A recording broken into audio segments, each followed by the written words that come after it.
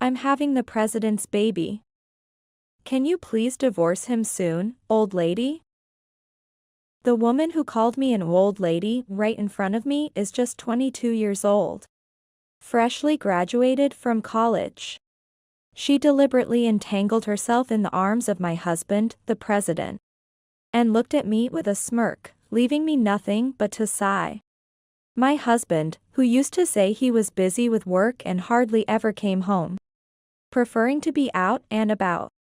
Little did I know, that time wasn't for the sake of his employees, but for him to have affairs. I felt so sorry for the employees.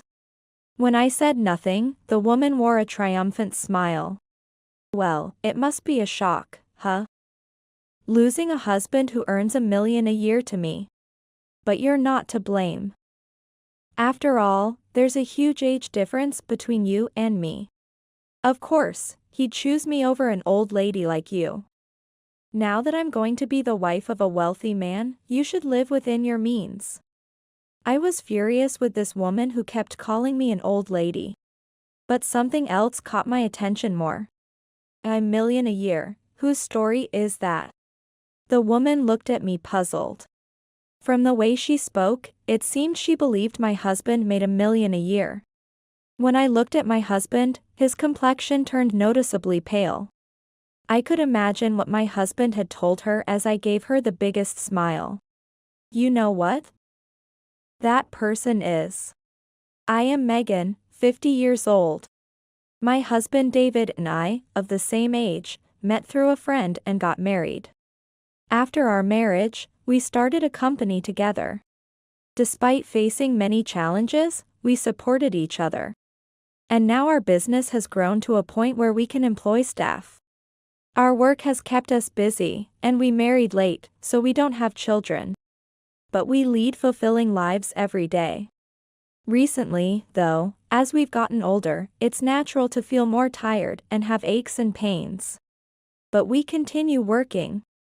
I could give him words of appreciation if I felt his hard work and dedication. For the company were genuine. However, I can't feel any of his hard work or dedication at all. Seeing him immediately lie on the sofa and lays around watching TV as soon as he comes home is disheartening. Even when he comes home, he only complains about this pain and that. He acts as if I should listen to him because I work less than him. Hey, beer. And so it begins again. Get it yourself. I'm working on the materials for tomorrow's meeting. My husband sighed exaggeratedly and opened the fridge. Really, does someone not know how to care for her husband? A wife should support her husband. If you just listened and were a bit more charming. In the early days of our marriage, we could afford to spend more on ourselves since we didn't have children. We would dine at upscale restaurants and go on dates, thinking we would always be happy together. Bringing work home and showing off that you're busy with work and relied upon at the company seems like you're just incompetent. And that's why you can't finish your work. And so, he irritates me with his complaints, goes to bed early, and lives as he pleases every day. Especially recently, it's evident that he's not invested in his work. He tries to look good by saying he's dedicated to his work and cares about the company more than anyone else, but it's all talk. When it's just the staff around, he becomes arrogant, assigning tasks based on preference rather than ability. The staff can't possibly complain to him. Even if I wanted to raise this issue, who would I talk to about a company president who preaches daily? It's only a matter of time before the employees break down. Although my husband claims it's out of his jurisdiction or it's a different department's issue, I can't stand by and watch the seed of unrest grow within the company. I didn't want to bring work discussions home, but it seemed the only time my husband was around and not escaping somewhere was after dinner. As I was cleaning up after dinner, I broached the subject with my husband. David, have you been a bit harsh to your subordinates lately? What are you talking about? He asked back while watching TV. It looks like you're making your subordinates do your work. My husband sighed heavily. The company's performance has been declining recently. And I'm trying to contribute by starting a new venture. Is that how you talk to someone who is thinking about the company? He muttered sarcastically. A new venture? What's that about? I haven't heard anything about it. It's because you and the other employees aren't doing anything, so I have to take action. I'm not dumping my work on them. I'm just asking for their help because there isn't enough time to work on the new venture. He said without looking at me. And then you accuse me of having a bad attitude towards my subordinates. Of dumping my work on them. It's annoying to hear such complaints against someone who cares about the company. It seemed he was very upset about being called out. What you're doing is just dumping your responsibilities on them. Do you think your subordinates can just say no to you? If you're asking them, are you covering for their workload or doing anything to help? If not, they're just being overloaded with work. Yes, I get it. You're such a nag. He said, annoyed, and went to his room. After that, my irritation and that of the employees only grew with my husband, who just showed up to the company without doing any real work. When I forcefully made time to address this at the office, he would work seriously for about an hour. But then he would just go back to fiddling with his phone, not looking serious at all. The employees must have a lot they want to say, but they can't speak up because I'm his wife. I had no choice but to desperately caution my husband and try to support his subordinates. Seeing my efforts, my husband showed no signs of taking me seriously or intending to improve. We had promised to decide the company's direction together. Yet, the new ventures he repeatedly mentioned were something I had never heard of. If the performance was worsening, the priority should be to identify the causes and strategize accordingly. I was dedicating my efforts to this. But the company's performance couldn't recover because my husband was independently meddling. He wouldn't listen even when I said that launching new ventures without considering the recovery of costs and current financial capabilities was too risky. He would end all conversation with, "Don't interfere with what I'm doing for the future." Lately, he's been coming home late. When asked, he would grumpily say he was meeting with clients, which seemed too frequent. When asked about which clients, he would answer. But it appears he was also visiting places with women, not just for meals. He would say to expense it. But I couldn't always do that for unclear details like who he went with and for what project. When confronted, he wouldn't provide specific names, only mentioning future opportunities and important clients. Even saying that it should be fine as long as there's a receipt. One day, while I was out on sales visits, I saw my husband at a cafe. Maybe he was working on documents? No, knowing him, he was probably using it as an excuse to slack off from work. Which was frustrating. As I approached the cafe, intending to speak to him, I noticed another shadow at his windowside table. It seemed he was sharing the table with someone. Upon closer look, it was a woman, and she seemed quite young. I didn't recognize her. She was definitely not one of our employees or from a company we deal with. Who could she be meeting with during work hours, and at such a time? Could she be the client my husband mentioned? She didn't seem like someone who would frequent a nightclub. And I wondered if someone of her age could handle such a deal. But then I shook my head. It's not good to judge someone's capabilities by their appearance or age. I realized I might have been too harsh on my husband lately. Suspecting even his business meetings might be affairs due to my dwindling trust in him. However, my husband might be trying to change the company in his way. I thought it was time to have a serious talk with him after a long while. My attitude might have made it difficult for my husband to consult with me in the past. I left the scene and headed to the next sales office. After returning home, I had dinner with my husband. Speaking of which, I saw you were out today. Was it about the new business venture? Well, something like that. He replied nonchalantly. I saw you at a cafe at noon. Was that woman a client? Were you spying on me? His voice turned noticeably irritable as he stopped eating. Spying? What are you talking about? I just thought I should greet her if she was a client. Is she scheduled to visit our office? Or is there something guilty that needs spying? He glared at me. Guilty of what? That girl was someone I was interviewing to involve in the new venture. Interview? I haven't heard about that. It was sudden. I don't need to report everything to you. Who is she? An employee? A part-timer? What employment conditions have you told her? Why do I have to explain all that? If you think there's something fishy, then keep thinking that. I don't have time for such pointless discussions. You can't make hiring decisions alone. We have enough staff, and we've decided not to hire new people this year due to budget constraints. Overturning that decision on your own, she must be quite exceptional, huh? At least tell me who she is and where she's from.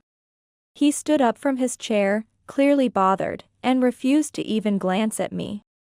Are you actually having an affair? I finally voiced my long-held suspicion, but he said nothing and went to his room. A few days later, during a morning meeting, my husband announced there was someone interested in visiting the company. When he opened the door with a big smile, there stood the young woman I saw at the cafe. This is a young lady who just graduated from university. Please, everyone, treat her well. She smiled in front of my husband. When I looked around, the employees seemed puzzled and looked at me, probably thinking I knew about her visit. I, for one, wasn't informed about any visit, let alone a sudden company tour. I approached my husband and the woman. You are. Your name is? Ashley. Ashley, thank you for coming. Due to a lack of communication with the staff, we were not prepared for your visit today. Could we possibly contact you to reschedule?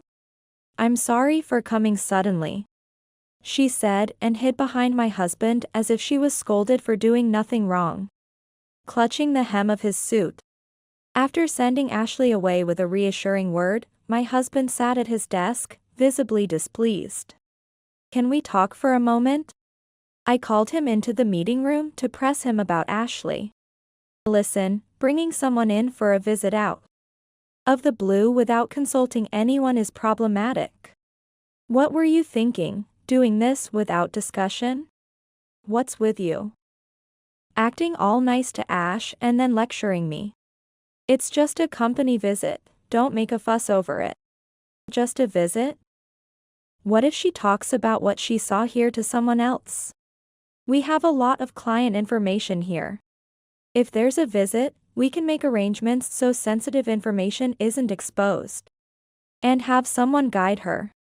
Despite my pressing him on his lack of crisis management, he remained unfazed and coolly left the meeting room. Seeing how my husband called Ash with familiarity and defended her, I grew suspicious of an affair between them.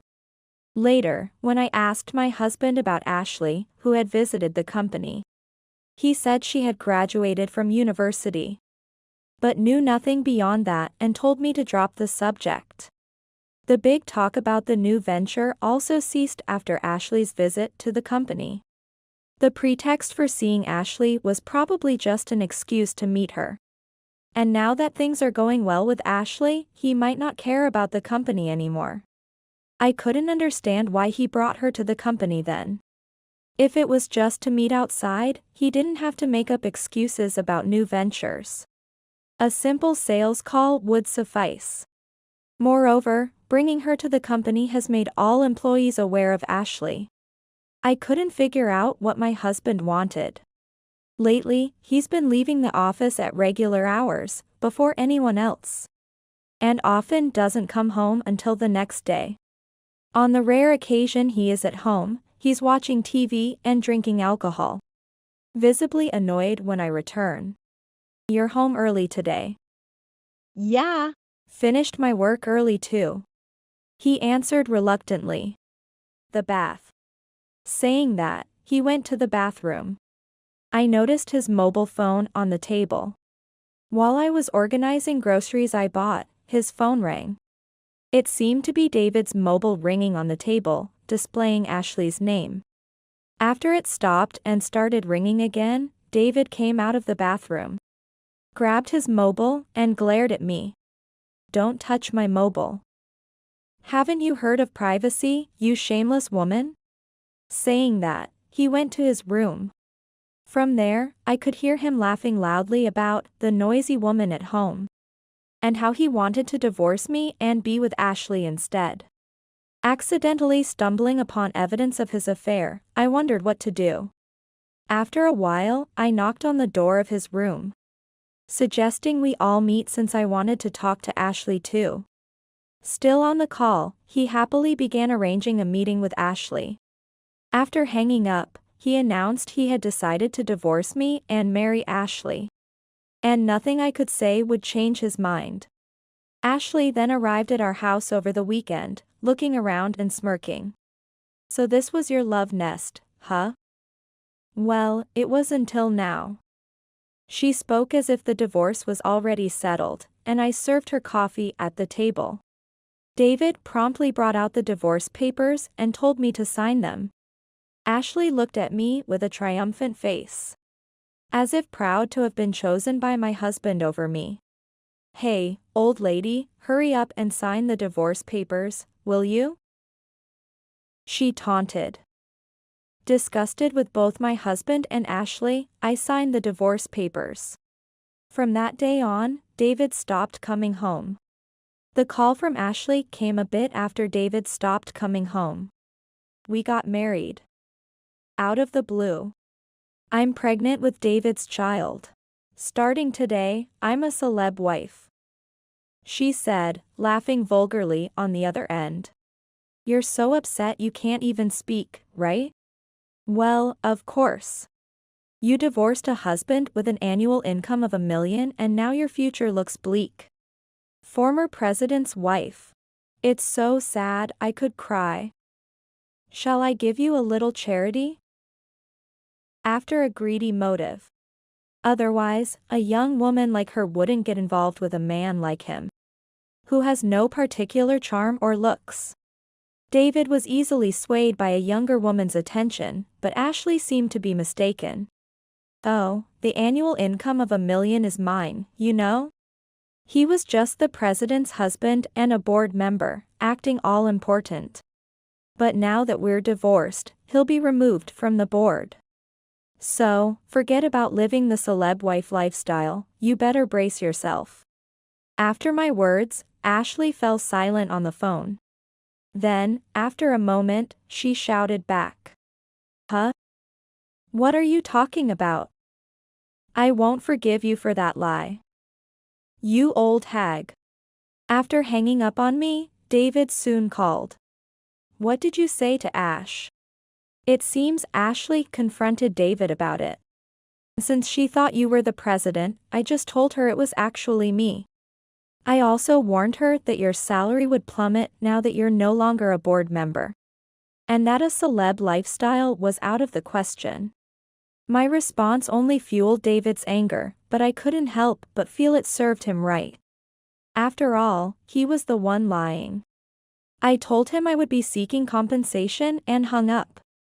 The next day, David and Ashley stormed into the company. Clearly still enraged and without regard for the eyes of the employees, Ashley marched up to me. From now on, my husband will be the president. You need to leave. She believed that by ousting me and installing David as president, they could secure $1 million salary for themselves.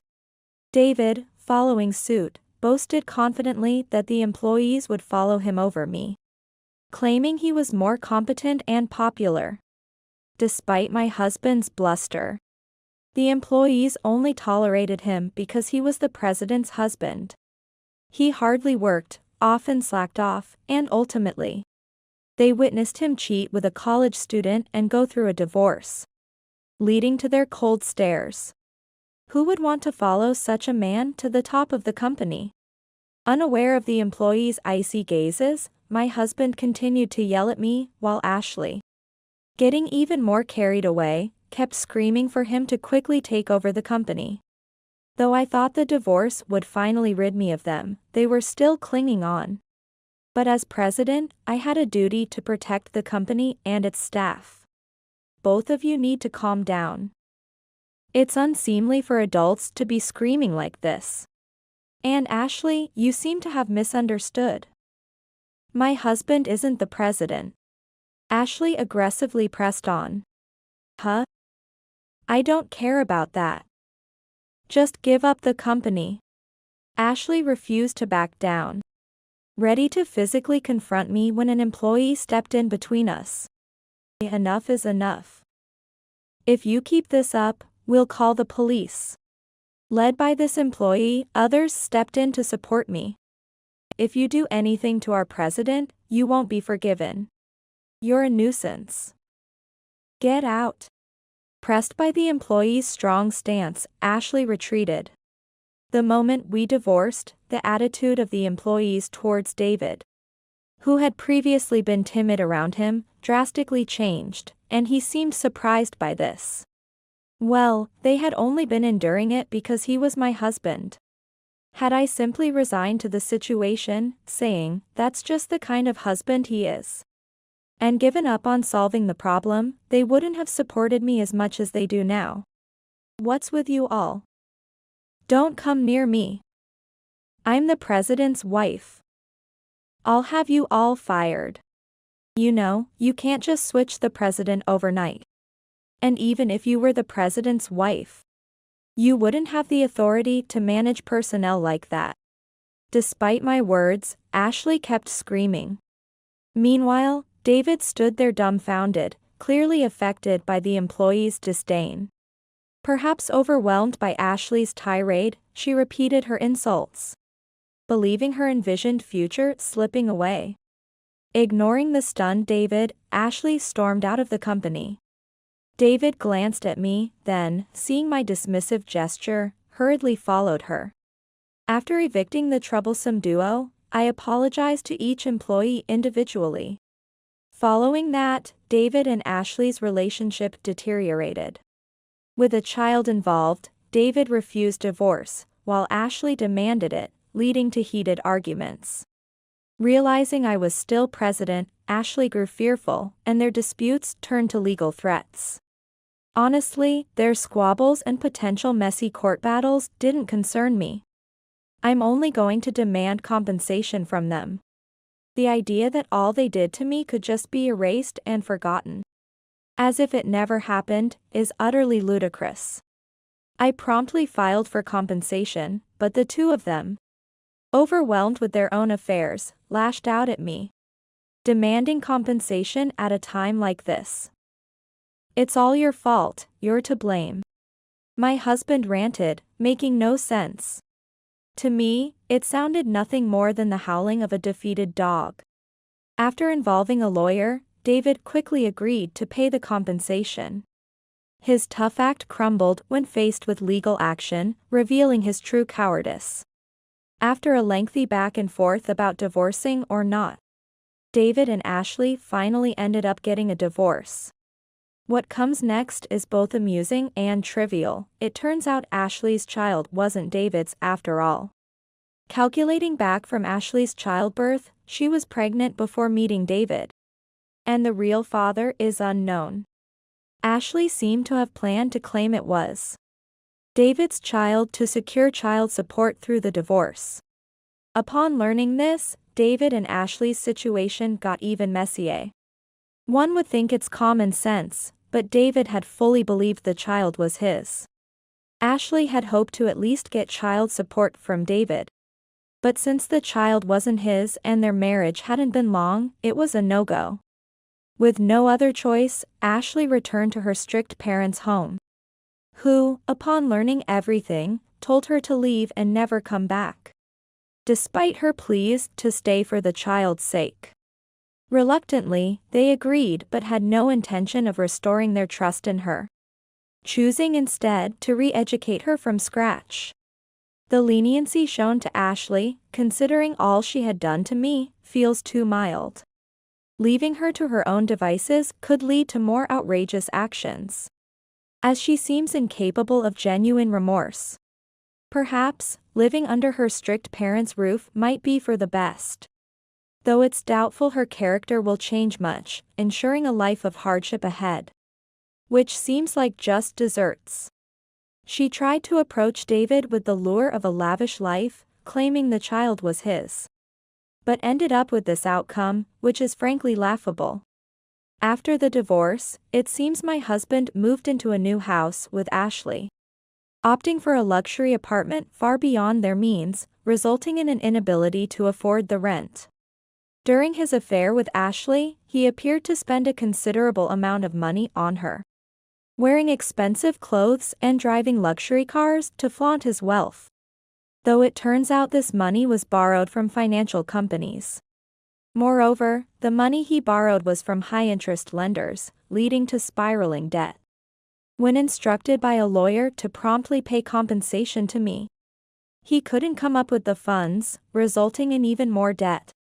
Harassed by debt repayments and unable to quit his job despite causing numerous problems, David, who could barely handle menial tasks, became more of a nuisance at the company, facing ever-increasing hostility until he finally resigned. David lost his home, job, wife, and everything else. When I heard he was living on the streets, I couldn't help but laugh out loud. Opening a beer can in the now peaceful home, free from anyone's orders. Imagining David's situation brought another laugh. Serves him right. Having savings, a thriving company, and no financial worries. The best part was getting the compensation from David. Thinking back on my past self, who considered enduring life with such a man, sends shivers down my spine. Finishing my beer, I felt all the fatigue and aches easing away.